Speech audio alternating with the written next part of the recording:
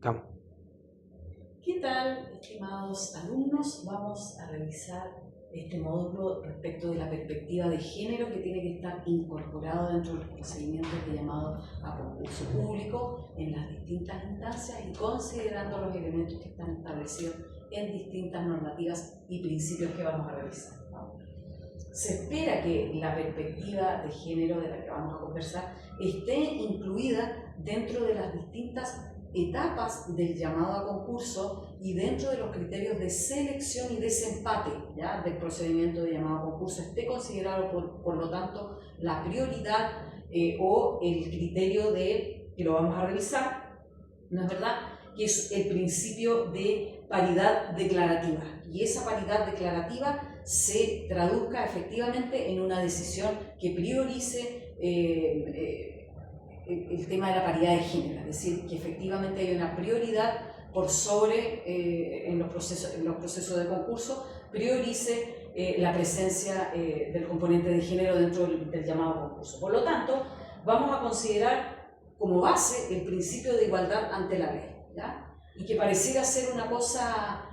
muy simple y no es tan así, que porque efectivamente dentro de los distintos procedimientos y estudios que están establecidos, la igualdad ante la ley no siempre se da por el tema de la discriminación de género en sus distintos componentes culturales, etc. Entonces, la presencia de estos factores de falta de representatividad y de discriminación están presentes en la cultura, en el lenguaje, en los procedimientos, en la accesibilidad a los distintos cargos, y por lo tanto la igualdad ante la ley es como el principio esencial que resguarda este aspecto.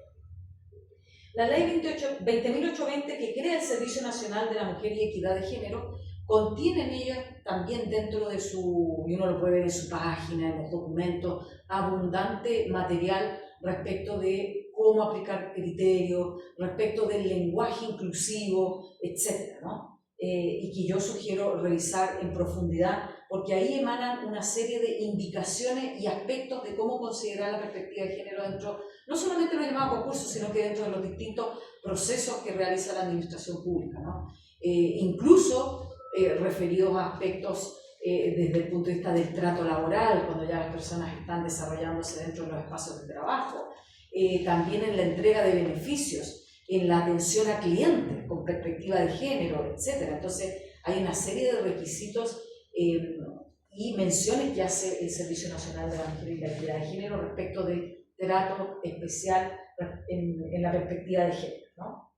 Dictámenes de la Contraloría especifican y obligan, por así decirlo, a que los servicios públicos establezcan políticas de inclusión en la perspectiva de género, y por lo tanto también hay que considerar esos elementos dentro del debate.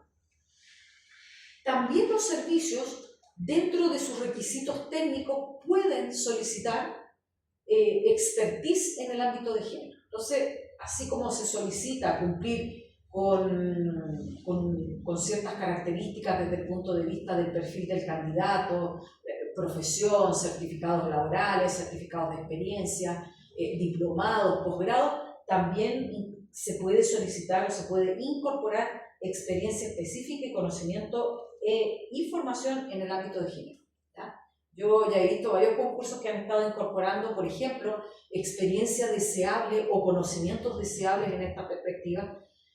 sobre todo pensando en aquellos candidatos que, por ejemplo, tienen que trabajar en proyectos en atención de público, tienen que trabajar con distintos beneficiarios, usuarios finales del servicio, y se requiere que este profesional, esta persona que va a ser contratada, tenga la mirada, la perspectiva de género, independiente de quién se trate el candidato, tenga esa formación. Por lo tanto, es deseable también en algunos cargos que se tenga esa mirada dentro del perfil técnico del candidato. Los principios clave que se resguardan es la no discriminación y la igualdad ante la ley, ¿ya? La posibilidad de poder acceder en las mismas condiciones a los cargos que están en los respectivos llamados, ¿no? Y una paridad declarativa. Este principio de la paridad declarativa implica lo siguiente, implica que dentro de los distintos elementos en los servicios públicos, por ejemplo, en la planificación estratégica, en la misión, en los objetivos estratégicos, en los distintos proyectos y programas, en los bienes estratégicos que entrega el servicio a a beneficiarios finales, se establezca en forma declarativa la prioridad respecto del componente de género en la atención, en la provisión de ciertos servicios, en la mirada, etc., ¿no? Incluso, y a mí me ha tocado ver en algunos servicios públicos, que hay muchos de ellos que hasta una cierta época no levantaban datos en esta perspectiva. No estaba distinguido, por ejemplo, la clasificación hombre, mujer, etc. Ahora se ha abierto esos criterios y se está midiendo o se está elaborando información de base, que antes no se tenía, digamos. Y va más allá de lo biológico, sino que la declaración de género que hace el candidato.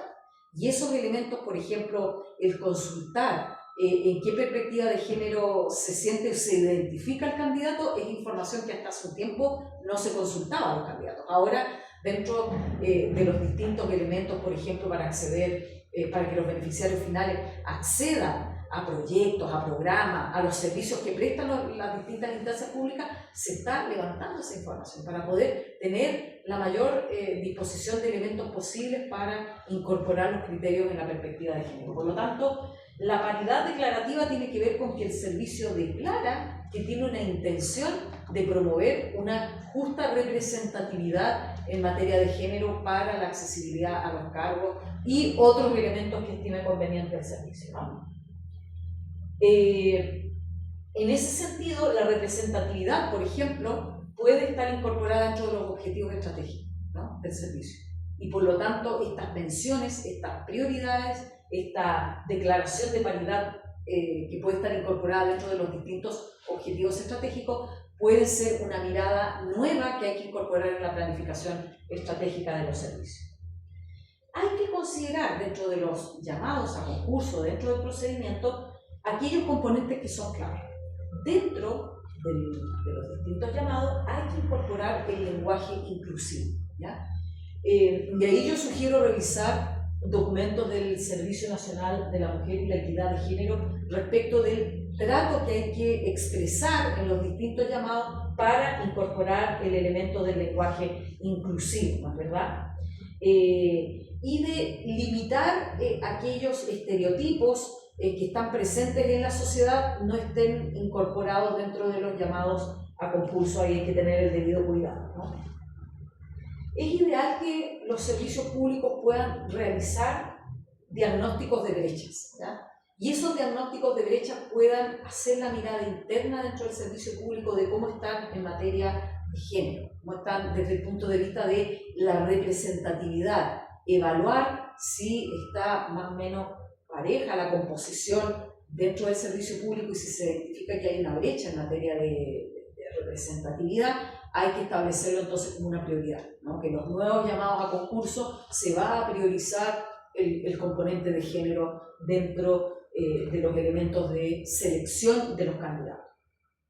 Los comités, por ejemplo, los comités de selección, de evaluación de candidatos, se espera que también tengan diversidad en su composición, ¿no es verdad? Es decir, quienes están evaluando a los candidatos también tengan una debida representatividad dentro del servicio público y por lo tanto eso también es una buena práctica que se puede implementar al interior de los servicios y que son parte de estos elementos declarativos, ¿ah?, o estas autoexigencias que los mismos servicios se van colocando para poder cumplir con esta perspectiva, ¿no? Chequear también dentro del procedimiento de concurso que estén incorporados estos elementos y estos requisitos para un debido procedimiento de llamado a concurso. Hay elementos, fíjese, que a veces no figuran como exigencias de parte del Servicio Nacional de la Mujer y la Equidad de Género, sino más bien recomendaciones. Pero yo le voy a comentar un ejemplo que a mí me tocó ver en mi experiencia como evaluadora de proyectos para pymes, para emprendedores. Hace unos años atrás, en un llamado a concurso, pero este es un llamado a concurso para fondos, para financiar emprendimientos, había un emprendedor, esto es un caso anecdótico, había un emprendedor que postulaba constantemente distintos beneficios al capital semilla y luego postulaba a fondos de entidades del área de fomento productivo en el Ministerio de Economía y se los adjudicaba, etc. Y hubo un reclamo que escaló muy alto respecto de que esta persona o este emprendedor no tenía, por ejemplo, su pensión de alimentos al día, por ejemplo. Entonces, los servicios en el área de economía, y me imagino que en el resto de la administración pública, por ejemplo, están incorporando en la asignación de beneficios a usuarios finales el componente, por ejemplo, de no estar en el listado de deudores de pensión de alimentos, por ejemplo, ¿ya? Entonces, la normativa, las buenas prácticas y las recomendaciones que ha ido incorporando el Servicio Nacional de la Mujer y la Equidad de Género han ido plasmando los criterios de selección, los criterios en la asignación de recursos, el establecimiento de los comités, los llamados a concurso, la evaluación final de candidatos, la entrega después de beneficios a usuarios finales, han ido empapándose de estos distintos criterios que promueven como principio la igualdad y la representatividad.